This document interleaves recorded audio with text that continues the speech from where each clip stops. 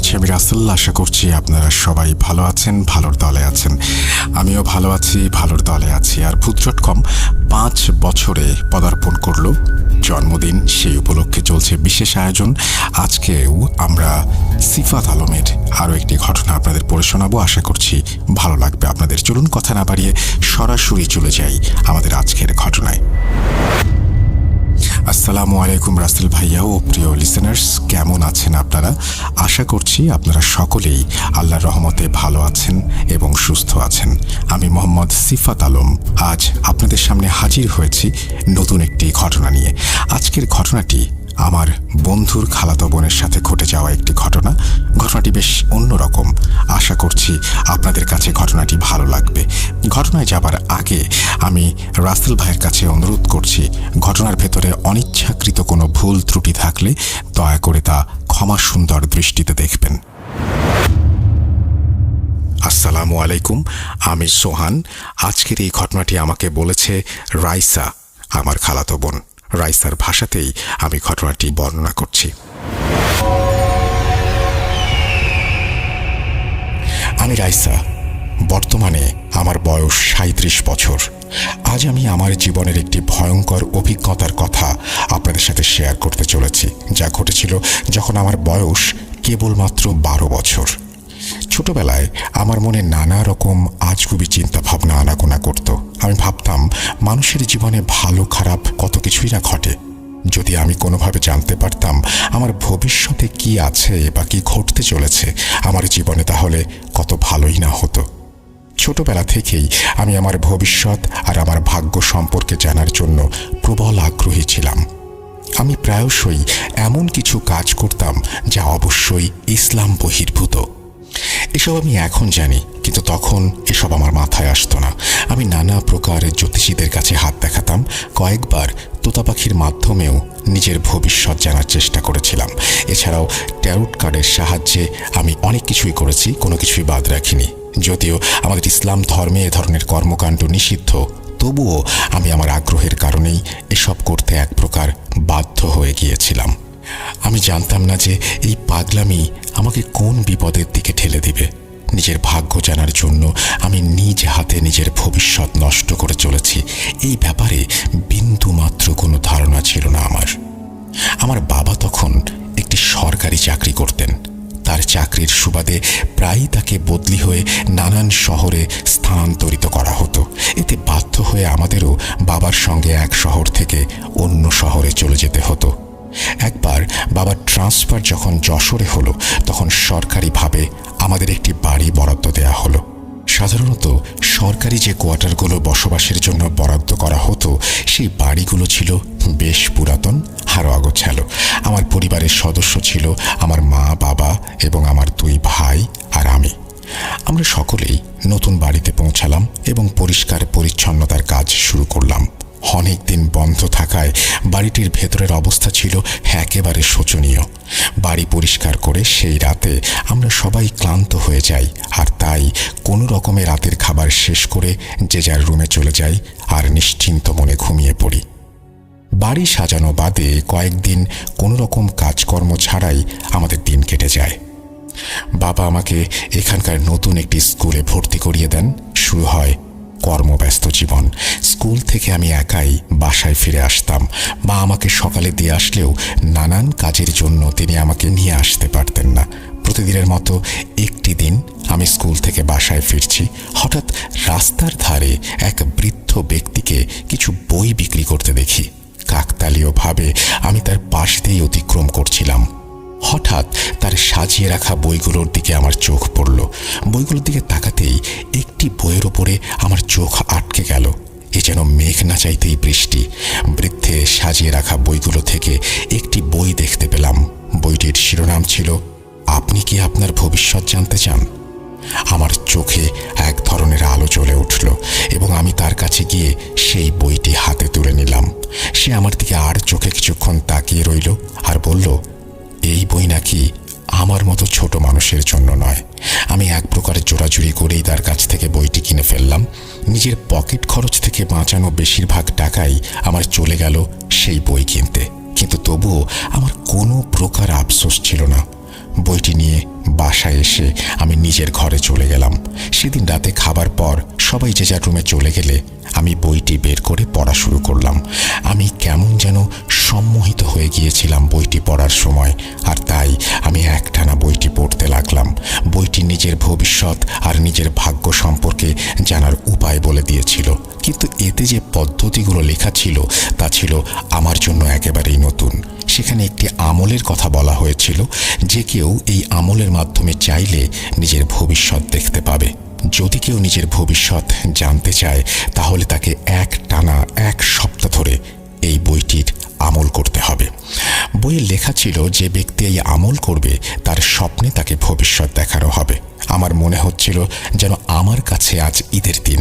আমি সেই বইটি খুবই মনোযোগ দিয়ে পড়লাম। পড়া শেষ করে আমার আলমারির কাপড়ের নিচে লুকিয়ে রেখেছিলাম, যেন আমার মা কোনোভাবেই বইটি দেখতে না পান। আমাদের বাড়ি সাজানোর কাজ তখনও অনেকটাই বাকি ছিল। যখন আমাদের বাড়ি বদল হলো এবং সব কিছু সেট হয়ে গেল, তখন আমি মনে মনে ঠিক করলাম বইটি আমার পুরো পড়া উচিত এবং দেখার চেষ্টা করা উচিত এতে আর কি কি আছে। আমি পুনরায় বইটি পড়া শুরু করলাম এবং যতই বইটি পড়ে চলেছি ততই যেন মনে হচ্ছিল আমি বইটির মধ্যে ডুবে যাচ্ছি। এত এত আকর্ষণ এবং এত এত আকর্ষণীয় বিষয়ে লেখা যা আমার বইটি পড়ার ইচ্ছাকে বহুগুণে বাড়িয়ে দিচ্ছিল। বইয়ে লেখা আমল আজ থেকেই শুরু করে দেব ভেবে ফেললাম। বইয়ে লেখা ছিল এই আমল করার পর আমার বিয়ে কোথায় হবে, আমি কতটা পড়তে পারবো, এমনকি আমার বয়স কেমন হবে, সব কিছু নাকি আমাকে স্বপ্নে দেখানো হবে। এটা টানা 7 দিনের একটি আমল এবং এই আমলটি বইয়ে লেখা অনুযায়ী রাতের বেলা করতে হবে। এই আমলটির একটি শর্ত ছিল, যে 7 দিন কেউ এই আমল করবে তাকে সেই 7 দিন কোনো কিছু না খেয়ে থাকতে হবে। শুধুমাত্র পানি এবং ফল খাওয়ার অনুমতি আছে, তাও বিশেষ ক্ষেত্রে। আমি এই আমল করার জন্য মনস্থির করলাম। সেই অনুযায়ী আমি একটি বাহানা বানিয়ে স্কুল থেকে 1 সপ্তাহের ছুটি নিয়ে নিলাম, কারণ এই আমল আমাকে পুরো রাত পড়তে হবে। আমি ভাবলাম এখন যদি আমি পুরো রাত আমলটি করি তাহলে সকালে স্কুলের জন্য চোখ কীভাবে খুলব। পরদিন আমি সেই আমলটি করার জন্য প্রস্তুতি নিলাম। ভালো করে গোসল করলাম, নামাজ পড়লাম। আমার মনে হচ্ছিল যেন আমি এক অসাধ্য সাধন করার উদ্দেশ্যে যাত্রা শুরু করতে যাচ্ছি। একটু একটু ভয়ও হচ্ছিল, কেন জানি না। রাত হলে আমরা সবাই মিলে খেলাম। খাবারের সময় আমি শুধু কলা আর আপেল খেলাম, কারণ আমার তো অন্য কিছু খাওয়া নিষেধ। আম্মু আমাকে প্রশ্ন করেন আমি শুধু ফল খাচ্ছি কেন। আমি ডায়েট করছি বলে উত্তর দেই, আর তারা আমার কথা শুনে হাসতে শুরু করে। যখন রাত বাড়তে শুরু করলো তখন মা বাবা নিজের ঘরে চলে গেলেন আর আমার 2 ভাইও নিজেদের ঘরে চলে গেল। আমি আমার ঘরে এসে সেই বইটি বের করে আবার পড়তে শুরু করলাম। আমি বইয়ে লেখা নির্দেশনাগুলো খুব মনোযোগ সহকারে পড়তে শুরু করলাম, যেন কোথাও কোনো আমল করার সময় কিছু মিস না হয়ে যায়। বইয়ে লেখা ছিল আমলটি করার সময় ঘরের লাইট বন্ধ করে দিতে হবে এবং শুধুমাত্র একটি আগরবাতি জ্বালাতে হবে। আর একবার যখন আমল করা শুরু হয়ে যাবে তখন আমলের নির্দিষ্ট সংখ্যা পূরণ না হওয়া পর্যন্ত পড়া বন্ধ করা যাবে না। আমি সেদিন আমল করা শুরু করলাম। আমি বারবার আমলগুলো মনে মনে পড়ছিলাম আর আমার হাতে ছিল তাসবিহ। প্রায় 2 ঘন্টা অতিক্রান্ত হলো। হঠাৎ আমার কানে একটি মৃদু ফিসফিসানি হলো। আমি অস্পষ্ট ভাষায় শুনলাম কেউ বলছে, এটা বন্ধ করো। আমি ভয়ে চোখ খুলে চারপাশে তাকালাম, কিন্তু অন্ধকার ছাড়া কিছুই দেখতে পেলাম না। আমি মনে করলাম হয়তো এটা আমার মনের ভুল। আমি আবার চোখ বন্ধ করলাম এবং আমল করতে শুরু করলাম। একটু পর আমার কানে আবার একটি ফিসফিসানি এলো। এবার শুনলাম কেউ বলছে, রাইসা, এই আমল বৈধ নয়, এটি এখনই ছেড়ে দাও। আমি চিন্তিত হয়ে পড়লাম, কারণ আমি সেই আওয়াজ 1 বার না 2 বার শুনেছি। প্রথমবার ভুল হতে পারে, কিন্তু দ্বিতীয়বার তো আর তা হতে পারে না। তারপর আমার বইয়ের নির্দেশনার কথা মনে পড়ল। বইয়ে লেখা ছিল যা কিছুই হোক না কেন আমল মাঝপথে বন্ধ করা যাবে না। আর তাই আমি আমার চোখ বন্ধ করলাম এবং দ্রুত আমলটি পড়তে লাগলাম। আমার আরও আধা ঘন্টার মতো সময় লাগলো এবং তারপর ওই আমলের সংখ্যা পূর্ণ হয়ে গেল। সেদিনের আমল সম্পূর্ণ হয়ে গেল। এখনও আরও 6 দিনের আমল বাকি ছিল। পরের 6 দিনও একইভাবে চলতে লাগলো। কিন্তু একটি বিষয় আমি বারবার অনুভব করছিলাম, আর তা হলো কোনো এক অদৃশ্য শক্তি ছিল যা আমার এই কাজের মধ্যে বারবার বাধার সৃষ্টি করছিল। কেউ আমাকে থামানোর চেষ্টা করছিল বলে আমার মনে হচ্ছিল, কিন্তু আমার শখ আমার মাথার ওপর ভালোভাবেই চড়ে বসেছিল। আমি অন্য কিছুই যেন টের পাচ্ছিলাম না। শুধু একটা চিন্তা ছিল, আর তা হলো এই কাজটা যেভাবেই হোক আমাকে সম্পূর্ণ করতে হবে। এভাবেই আমার 6 রাত চলে গেল, আর শুধুমাত্র 1 রাত বাকি। 7ম রাতে যখন সেই আমল পূর্ণ হওয়ার কথা ছিল, সেদিন আমি আবার একটি ফিসফিসানি নিজের কানে শুনলাম। আজকেও বলছে, রাইসা, এর জন্য তুমি অনেক পস্তাবে। এই ফিসফিসানিতে আমি অভ্যস্ত হয়ে গিয়েছিলাম, তাই আমি এটাকে বিশেষ কোনো পাত্তা দিলাম না। আমার কাজ সম্পূর্ণ হয়ে গেছে, আর এই কাজ করতে করতে সকাল 4টা বেজে গিয়েছিল। আমি নিচে জমিন থেকে উঠে আমার বিছানায় গিয়ে শুয়ে পড়লাম। মনে এক ধরনের বড় প্রশান্তি অনুভব করছিলাম। ভাবতে খুব ভালো লাগছিল। খুশি হচ্ছিলাম যে এখন আমি ভবিষ্যৎ সম্পর্কে জানার সুযোগ পাব। আমি ঘুমানোর সময় সবসময় ঘরের দরজা ভেতর থেকে লক করে রাখতাম। সেদিন রাতে যখন আমি ঘুমালাম, তখন আমি স্বপ্নে দেখলাম আমার দরজার লক আপনা আপনি খুলে গেল এবং বাইরে থেকে কিছু কালো ছায়া আমার ঘরে প্রবেশ করতে লাগলো। তারা এক একজন প্রায় 11 থেকে 12 ফুট লম্বা ছিল এবং তারা সংখ্যায় ছিল প্রায় কয়েকশো জন। তারা একে একে সবাই আমার ঘরে জমায়েত হচ্ছিল। তাদের দেখে আমি প্রচণ্ড ভয় পাচ্ছিলাম এবং সেই ভয়ের কারণে আমি চোখ খুলে ফেললাম।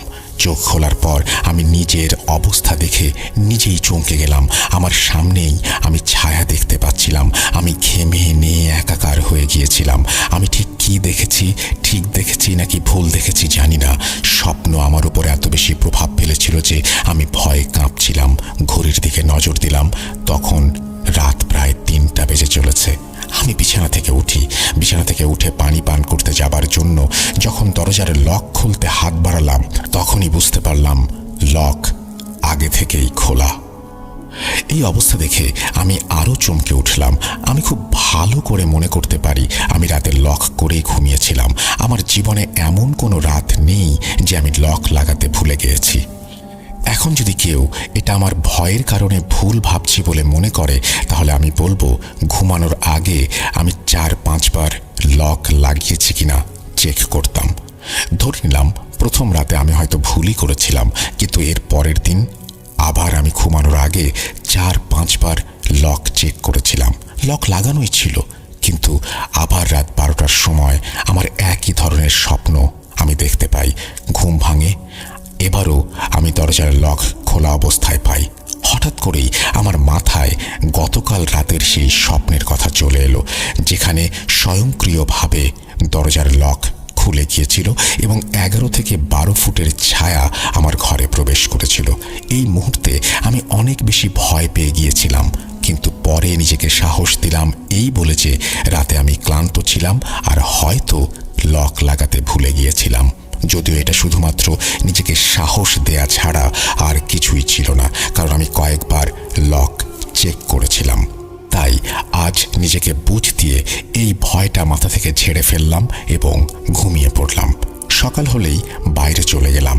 পুরো দিনটি খুব ব্যস্ততায় কাটলো।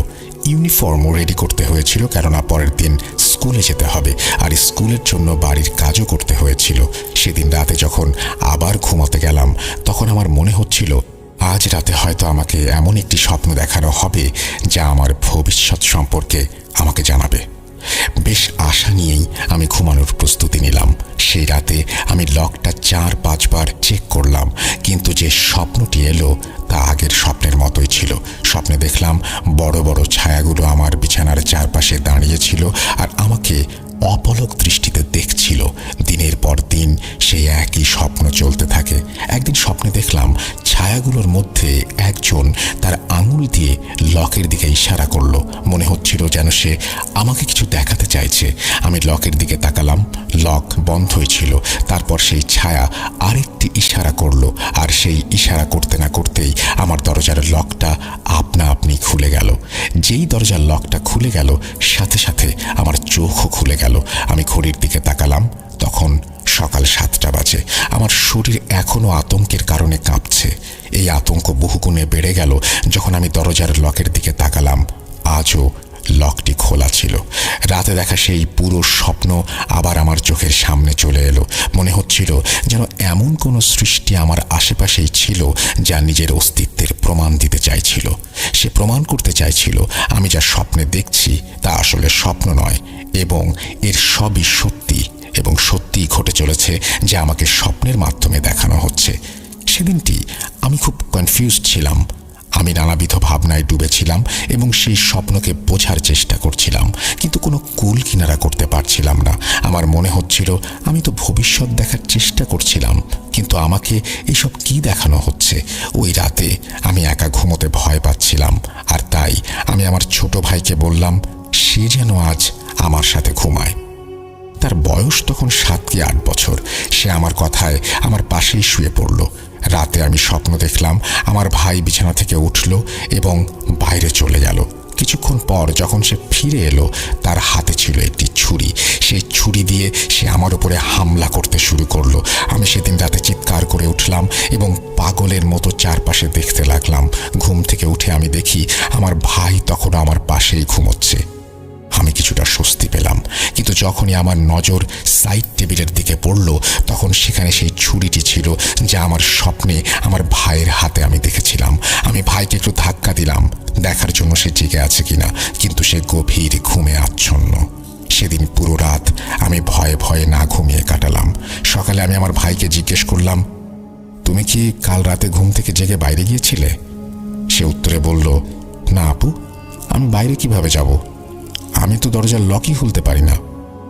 আমি জানতাম সে সত্যি কথাই বলছে, কারণ সে কেবলমাত্র 7 থেকে 8 বছর বয়সী ছোট্ট একটি ছেলে, এবং তার উচ্চতা সেই লক খোলার জন্য যথেষ্ট নয়। আমি ভাবলাম সে হয়তো কোনোভাবে দরজার লক খুলে বাইরে বের হয়েছিল আর রান্নাঘর থেকে ছুরি নিয়ে এসেছিল, কিন্তু সে আমার স্বপ্নে কিভাবে আসতে পারল? আর আমার ওপর আক্রমণই বা কেন করবে? আমি তো ওই আমল পড়েছিলাম যাতে ভবিষ্যৎ দেখতে পাই, কিন্তু আমি তো ভয়ানক সেই স্বপ্নে একেবারে আটকে গিয়েছি। আমি ছোট ভাইকে নিজের সাথে নিয়ে ঘুমোতে শুরু করলাম। সেও অবাক হচ্ছিল আমার কি হয়েছে এই কথা ভেবে। আমি তো আগে দরজা লক করে একা একাই ঘুমাতাম।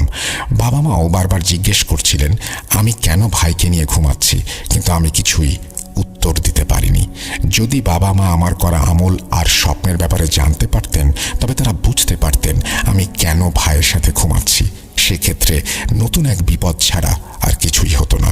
মা তো এমনিতেই আমার শখের কারণে সবসময় বিরক্ত থাকতেন আর বলতেন, মা শোনো, এই জিনিসটা ইসলাম বিরোধী। ভবিষ্যতের জ্ঞান তো শুধু আল্লাহর কাছেই আছে, আর এতে হয়তো আল্লাহর কোনো পরিকল্পনা আছে যার জন্য তিনি মানুষকে ভবিষ্যতের জ্ঞান দেননি। আর তাই আমার কাছে ভাইকে নিয়ে ঘুমানো ছাড়া আর কোনো উপায়ও ছিল না। মা বাবাকে তো কিছু জানানো সম্ভব ছিল না, তাই ভাইকে নিয়ে ঘুমাতাম, নিজের কাছে রাখতাম, অন্তত ভয়টা যেন একটু কম পাই। এদিকে আমার দাদির ইন্তেকালের প্রায় 1 বছর হয়েছে। আমি দাদির খুব নিকটবর্তী একজন মানুষ ছিলাম। তার ইন্তেকালের পর আমি অনেক দিন শোক পালন করেছি। একদিন রাতে আমি ভাইকে পাশে নিয়ে ঘুমিয়ে আছি। হঠাৎ আমি স্বপ্নে দেখলাম আমার দাদি আমার কাছে আসলেন। অবাক করা ব্যাপার হচ্ছে, স্বপ্নের মধ্যেও আমি তার কাছ থেকে একটা মিষ্টি ঘ্রাণ অনুভব করছিলাম, যা তিনি বেঁচে থাকতে সবসময় ব্যবহার করতেন। এই সুগন্ধিটি তিনি হজে গিয়ে বিশেষ করে নিজের জন্য নিয়ে এসেছিলেন। প্রথমে আমি স্বপ্নে দেখলাম দাদি আমার পাশে এসে বসে গেলেন আর তার হাত দিয়ে আমার চুলে হাত বুলিয়ে দিচ্ছিলেন। জীবিত থাকাকালীন তিনি প্রায়ই এই কাজটা করতেন। যখনই তিনি আমার ঘরে আসতেন, সবসময় এভাবেই বসে আমার চুলে হাত বুলিয়ে দিতেন। কিন্তু স্বপ্নে হঠাৎ দৃশ্যটি বদলে গেল। দাদি আমার চুল হাতে ধরে আমাকে এক টান দিয়ে বিছানা থেকে ফেলে দিলেন। আমার পড়ে যাওয়া আর চিৎকার করার সাথে সাথে আমার ঘুমন্ত ভাইটাও ঘুম থেকে উঠে পড়ল। যখন আমি চোখ খুললাম, তখন আমি খেয়াল করলাম সত্যিই আমি বিছানা থেকে নিচে মেঝেতে পড়ে গিয়েছি, আর আমার চুলে এমন জ্বালা অনুভব করছিলাম, ধরেই নিয়েছিলাম বা মনেই হচ্ছিল আমার চুল ধরে কেউ টেনেছে। আমি তখন খুব অস্থির হয়ে গিয়েছিলাম আর ভাবছিলাম আম্মুকে ডেকে তুলব। আমি উঠে আম্মুকে ডাকতে যাব, এমন সময় ভাই বলল, আপু, এই ঘরে দাদির আতরের গন্ধ কিভাবে ছড়াচ্ছে? আতর কি তুমি লাগিয়েছ? তার কথায় আমি হঠাৎ হঠাৎ খেয়াল করলাম পুরো ঘরটা আসলেই দাদির আদরের গন্ধে ভরে গেছে, ঠিক যেমন আমি স্বপ্নে দেখেছিলাম। এখন তো আমি কিছুতেই একা ঘুমোতে যেতে পারবো না, আর তাই আমি ভাইকে অন্য ভাইয়ের ঘরে শোয়ালাম আর নিজে গিয়ে আম্মুকে ডাকলাম। আম্মু গভীর ঘুমে আচ্ছন্ন থাকায় কোনো সাড়া পেলাম না, আর তাই আমি আম্মুর ঘরে গিয়ে ঘরের মেঝেতেই ঘুমিয়ে পড়েছিলাম। সকালবেলা যখন আম্মু আমাকে নিজেদের ঘরের মেঝেতে ঘুমোতে দেখেন, তখন তিনি আব্বুকে ডেকে এই ঘটনার কথা বললেন। আব্বু এই দৃশ্য দেখে অনেক অবাক হয়ে গেলেন। তিনি আমাকে জিজ্ঞেস করলেন, মা, তুমি এখানে ঘুমাচ্ছ কেন? কি হয়েছে? আমি বললাম, আমি একটা ভয়ঙ্কর স্বপ্ন দেখেছিলাম, আর স্বপ্ন দেখে ভয় পেয়ে তাদের ঘরে এসে শুয়েছি। আমি বুঝতে পারছিলাম না আসলে আমার সঙ্গে কি হচ্ছে। ভবিষ্যতের ব্যাপারে তো কিছুই জানা গেল না, উল্টো নানা প্রকার ভয়ঙ্কর কিছু আমার স্বপ্নে আসা শুরু করে দিল। এক রাতে আমি স্বপ্নে দেখলাম আমি বাথরুমে গোসল করছি। যখন স্বপ্নটা শুরু হলো তখন স্বপ্নেই দিনের আলো ছিল, কিন্তু গোসল করতে করতে হঠাৎ করেই চারপাশ অন্ধকার হয়ে যেতে লাগলো। হুট করেই সবকিছু কালো অন্ধকারে ছেয়ে গেল, পুরো ঘন কালো অন্ধকার। সেই অন্ধকারে মনে হলো কেউ আমার গলা টিপে ধরেছে। আমার শ্বাস নিতেও কষ্ট হচ্ছিল। আমি খুব ভীত হয়ে পড়েছিলাম, নিজেকে ছাড়ানোর জন্য হাত পা ছুটছিলাম। এই চেষ্টা করতে করতে হঠাৎ আমার চোখ খুলে গেল, আর আমি প্রচণ্ড ভয়ে নিজের পেছনে আর সামনের দিকে দেখলাম। কিন্তু সর্বাধিক অদ্ভুত ব্যাপার হলো আমার পুরো শরীরই ভিজে গিয়েছিল, এমনকি আমার মাথার চুল থেকেও পানি পড়ছিল। মনে হচ্ছিল আমি যেন এইমাত্র গোসল করে বের হয়েছি। আমার গলাও প্রচণ্ড জ্বালাপোড়া করছিল। আমি বেশ ব্যথা অনুভব করছিলাম। যখন আমি আয়নায় নিজেকে দেখলাম তখন আমার গলায় আঙুলের দাগ স্পষ্ট। সেদিন আমি এতটাই ভেঙে পড়েছিলাম যে আমি আর অন্য কোনো কিছু না ভেবে সরাসরি আম্মুর কাছে চলে গেলাম এবং তাকে শুরু থেকে শেষ পর্যন্ত সব কিছু খুলে বললাম। আমি দেখতে পাচ্ছিলাম আম্মু প্রচণ্ড রেগে গেছেন, কিন্তু পরে তিনি দেখলেন আমার অবস্থা খুবই খারাপ। যদি তিনি আমাকে এখন বকাবকি করেন তাহলে হয়তো আমি একটা কিছু করে ফেলব। এই জন্যই নিজের রাগ নিয়ন্ত্রণ করলেন এবং আমাকে বললেন, তুমি চিন্তা করো না, তোমার আব্বু আসলে তার সঙ্গে এই বিষয়ে কথা বলবো। আম্মু ও ব্যাপারে একটু বুঝতারি দেখালেন এবং আব্বুকে আমার করা সেই আমলের ব্যাপারে কোনো কথা বললেন না। শুধু এটুকুই বললেন, আমার প্রায় অনেক দিন যাবৎ বেশ ভয়ানক ধরনের স্বপ্ন আসছে। আব্বু এসব নিয়ে বেশ চিন্তায় পড়ে যান, তার মুখ মলিন হয়ে যায়। আব্বুর একজন সহকর্মী ছিলেন যিনি আব্বুর সাথেই তার অফিসে কাজ করতেন। তিনি একজন হুজুর ছিলেন এবং এই ধরনের সমস্যা সম্পর্কে অনেক কিছু জানতেন। নতুন অফিসে আসার পরপরই তার প্রতি সবার সম্মান দেখে আব্বু তার ব্যাপারে পিয়নকে জিজ্ঞাসা করেন। পিয়ন তাকে এই ব্যাপারে সব জানায়। আব্বু তার সাথে কথা বলেন এবং তিনি আমাদের বাড়িতে আসতে চান। আব্বু তাকে আমাদের বাড়িতে নিয়ে আসেন। তিনি বাড়িতে এসে চোখ বন্ধ করে আমার আর আম্মুর নাম জিজ্ঞাসা করলেন। কিছুক্ষণ চুপ থাকার পর তিনি আব্বুকে বললেন, আপনি একটু বাইরে যান। আব্বু বেরিয়ে যাওয়ার পর তিনি আমাকে প্রথম যে প্রশ্নটি করেছিলেন তা ছিল, রাইসা, সেই বইটি কোথায়? আমি আর আম্মু একে অপরের দিকে ভয়ঙ্কর দৃষ্টিতে তাকাচ্ছিলাম, এই ভেবেছে তিনি আব্বুকে বইয়ের ব্যাপারে সব বলে দেবেন না তো। এছাড়াও অবাক করা বিষয় ছিল তাকে বইয়ের ব্যাপারে আমরা কেউ কিছু জানাইনি। তাহলে তিনি কিভাবে বইয়ের ব্যাপারে জানতে পারলেন? তারপর তিনি বললেন, আরে বাবা, ঘাবড়িও না, আমি জানি তুমি তোমার আব্বুকে কিছু বলনি, এই কারণেই আমি তাকে বাইরে পাঠিয়ে দিয়েছি। তুমি দ্রুত গিয়ে আমাকে সেই বইটা এনে দাও। আমি ভেতরে গিয়ে সেই বই এনে দিলাম। বইটি নিয়ে তিনি তার ব্যাগে রাখলেন এবং আম্মুকে বললেন, আপনাদের সবাইকে কিছুদিন এক ঘরে ঘুমোতে হবে এবং চেষ্টা করতে হবে যেন আপনাদের মধ্যে কেউ আলাদা কোনো জায়গায় না থাকে। এছাড়াও রাইসার উপরে বিশেষভাবে নজর রাখতে হবে, কারণ পরের 3 দিন ওর জন্য অনেক কঠিন হবে। এরপর তিনি আমাকে উপদেশ দিতে লাগলেন। তিনি বললেন, রাইসা শোনো, আল্লাহর কাজের মধ্যে কখনোই হস্তক্ষেপ করা উচিত নয়, এতে বিপদ হতে পারে। তুমি যা করেছো তা না জেনে করেছো, কিন্তু এই কাজগুলো হচ্ছে কুফরি। তোমাকে কয়েকবার সাবধানও করা হয়েছিল, কিন্তু তুমি নিজের ভবিষ্যৎ জানার জন্য এতটাই অন্ধ হয়ে গিয়েছিলে যার জন্য তুমি কিছুই শুনোনি। এখন যা হবার তা হয়ে গিয়েছে, এসব নিয়ে আর ভেবো না। ইনশাআল্লাহ আল্লাহ সব ঠিক করে দেবেন। এরপর আব্বুর কলিগ চলে গেল। তার কথা মতোই পরের 3 রাত আমার উপর একরকম কেয়ামত শুরু হয়ে গেল। প্রথম রাতে আমি স্বপ্নে দেখলাম সেই ছায়াগুলো যা আমি আগেও স্বপ্নে দেখেছিলাম। তাদের মধ্যে একজন আমাকে শূন্যে তুলে এক আগুনের আমার শরীর ত্যাগ করতে চাচ্ছিল। আমি প্রচণ্ড চিৎকার করছিলাম। আম্মু আমাকে ধাক্কা দিয়ে ঘুম থেকে জাগিয়ে দেন। আমি স্বপ্ন থেকে জেগে উঠে চিৎকার করতে লাগলাম যেন সত্যিই কেউ আমাকে আগুনে ফেলে দিয়েছে এবং আমি সেখানে পুড়ে যাচ্ছি। তার পরের দিন আমার প্রচণ্ড জ্বর এলো। পরের রাতে আমি স্বপ্নে দেখলাম আমার দাদি কাফনের কাপড় পরে আমার কাছে এলেন এবং আমার গলা চেপে ধরলেন। আমি জোরে জোরে হাত পা ছুটছিলাম আর আমার মা আমাকে জাগানোর চেষ্টা করছিলেন। মায়ের আওয়াজ শুনে আমি উঠে পড়লাম। আমার এমন দশা ছিল যে আমি আম্মুর হাত জড়িয়ে কান্না করতে শুরু করলাম। এই 2 রাত প্রচণ্ড ভীতিকর ছিল আমার জন্য। এখন আমার ভয় হচ্ছে যে তৃতীয় রাতে না জানি আমার সাথে আর কি হবে। আমি এতটাই ভীত হয়ে পড়েছিলাম যে সেই রাতে আমার কিছুতেই ঘুমোতে ইচ্ছা করছিল না। ভবিষ্যতের স্বপ্ন দেখার শখ আমাকে মানসিক রোগী বানিয়ে ফেলেছিল। জন্মের মতো আমার ভবিষ্যৎ দেখার শখ মিটে গেল। তৃতীয় রাতে আমি না চাইতেও ঘুমিয়ে পড়লাম। ওই রাতে আমি স্বপ্নে দেখলাম ওই ছায়ারা আমার সামনে এসে পশুর রূপ নিচ্ছে। কেউ কুকুর হয়ে যাচ্ছে, আবার কেউ বিষাক্ত পোকা, কেউ আবার সাপ কিংবা বিড়াল অথবা নেকড়ে হয়ে যাচ্ছে। তারপর তারা আমার দিকে আক্রমণ করতে তেড়ে আসছে। আমি ভয় পেয়ে স্বপ্নে কালেমা আর আয়াতুল কুরসি পড়া শুরু করলাম। মনে হলো যেন আমার আখিরাতের সময় ঘনিয়ে এসেছে। আমার আয়াতুল কুরসি পড়া শেষ হলো আর হঠাৎ করেই যেন মাটি ফেটে গেল আর সেসব পশু সেই গর্তে চাপা পড়ে গেল। তাদের গর্তে পড়ার পরই আমার চোখ খুলে গেল।